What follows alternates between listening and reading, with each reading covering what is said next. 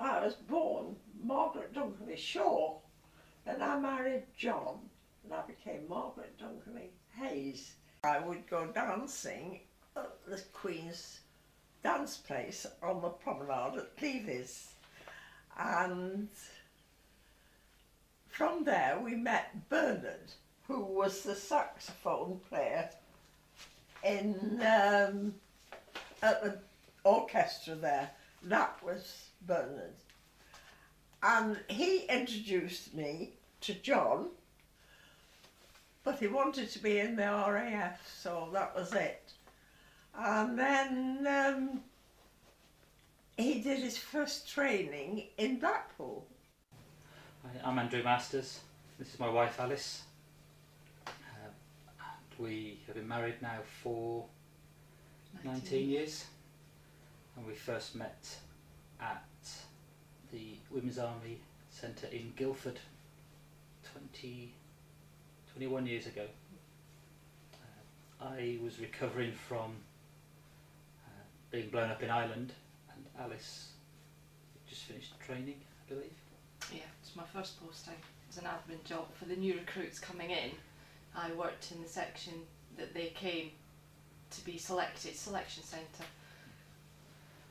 I was posted back into the kitchen, but I still had a neck brace on, quite a pronounced limp, and my left arm was still in plaster and in a sling. Yeah. Trying to work my way around the kitchen one-handed, taking things in and out the oven. And Alice used to come in from the selection centre each morning to collect milk, and basically, because I was there nearly all day, we sort of met that sort of way. First of all, my first impressions, we didn't particularly like each other, No. which I think happens quite often. But we found out we both liked playing squash, so we sort of played quite often, 2 or 3 times a week. Yeah.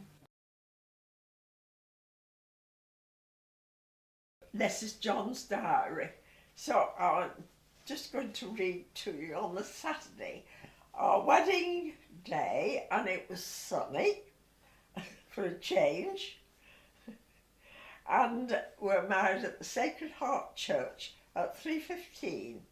Then we came back to Cleves and had tea at Mother's and stayed at Mrs. Bolton's for our honeymoon. Unfortunately, we couldn't do very much in the short time that he had.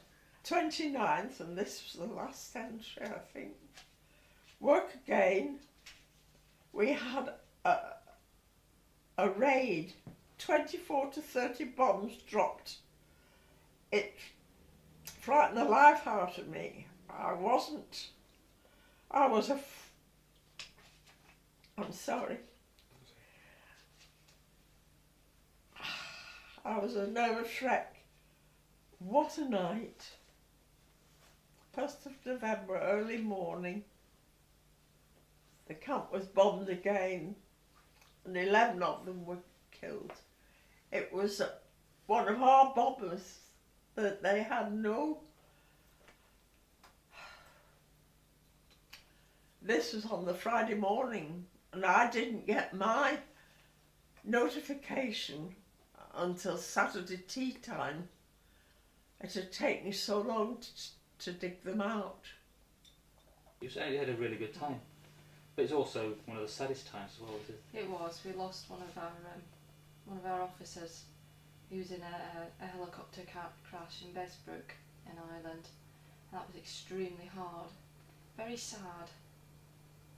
I think it was the first time I'd lost someone that wasn't family. I met his wife and his children, and I think that made it harder. But it was also there was also the time we've both been to funerals and cremations. We were at one 2 days ago. Yeah. And it's just one of these things you just cope with things. But this was a full military funeral that had the Guard of Honour. It was quite an occasion. I mean, I made my own way there. Alice came down from London in the transport provided by the department, and we were all in full kit. It was parties marched in. It was gun salutes, and then we each took our turn past the coffin sort of thing and saluted and had our last sort of farewell. chatted to the family, and the wife and everything else was really, they were really nice, a really nice family. But it was the first time we'd been in a situation where it was a military funeral. I mean, I've lost people, friends have been killed, but in situations where I never actually was in to go to the funerals, mainly in Falklands, Gulf, things like this, which they died. We were still in active service. They were repatriated and buried, and we were still over there. I did find that once I'd finally left the army, I was very much on my own. There are organisations that you can approach. The Soldiers, Sailors and Air Force Association is one of them.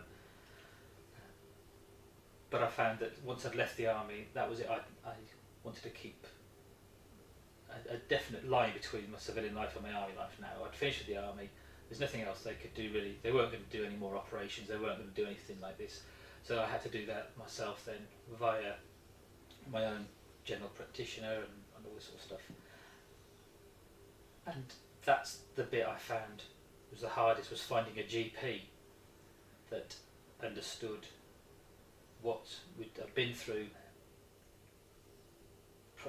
The worst effect of all these sort of things is also is that I have a lot of symptoms of post-traumatic stress. Although it's not diagnosed as that, it is recognised that it's borderline post-traumatic stress.